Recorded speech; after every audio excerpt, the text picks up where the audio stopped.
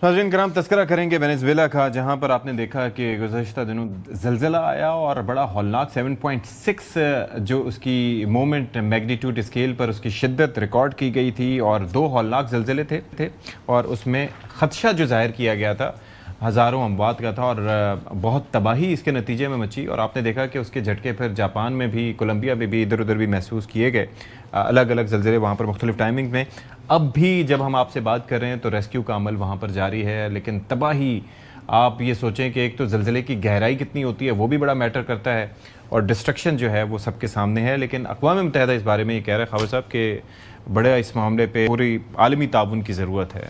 अक्टूबर 2005 का जो ज़लज़ला पाकिस्तान के अंदर आया था तो वो ऑन ग्राउंड जाके कवर किया था और जो होलनाक वहाँ पे मनाजर देखने को मिले, जो कवर किया, यकीन करें मुझे जब ये ज़लज़ला आ रहा था तो वही मनाजर मेरे जहन में आ रहे थे। सो वो भी 7.7 वर्ल्ड जो है is reaching out to Venezuela और ख़ासतौर पर अमेरिका वहाँ पे करीब है, वो मदद को पहुँच रहा है। सो ज़ाहिर है पूरी दुनिया को वहाँ पे मदद के लिए पहुँचना चाहिए और ये तो एक ऐसी चीज़ है किसी मुल्क को भी कहीं पे भी कुदरती आफत है आ सकती है। लेकिन मीडियम राइज बिल्डिंग्स हैं, वो गिरी नहीं है, कोलैप्स कर गई है, रबल है इतना ज़्यादा वहाँ पर, जो लोग दबे हुए हैं ना वो मतलब बहुत ज्यादा लोग इस वक्त जो है वो ट्रेस नहीं हो रहे। फुटेजेस जो देख रहा था, फुटेजेस देख रहे हैं तो हमारे यहाँ तो ये इस्लामाबाद में एक ही मतलब हाई राइज बिल्डिंग थी ना, बल्कि मीडियम राइज बिल्डिंग थी, वहां पर तो ऐसी मतलब सैकड़ों बिल्डिंग्स हैं जो गिरी हुई हैं।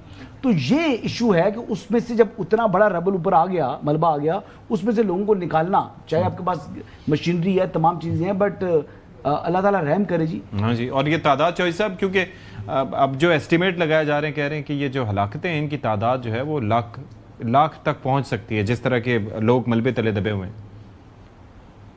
बहुत बड़ा खौफनाक वाक़या है।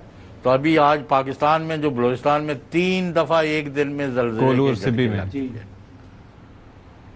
हाँ कई जगहों पर अभी, तो ये कोई अल्लाह ताला रहम फरमाए, आमीन। पता नहीं फिलीपींस का भी मैं सुन रहा था, अल्लाह ताला यही कह सकते हैं, अल्लाह रहम। जी जी, अल्लाह रहम फरमाए जी, सबको महफूज रखे। प्रोग्राम से फिलहाल इतना ही। अशफाक के साथ इजाज़त दीजिए।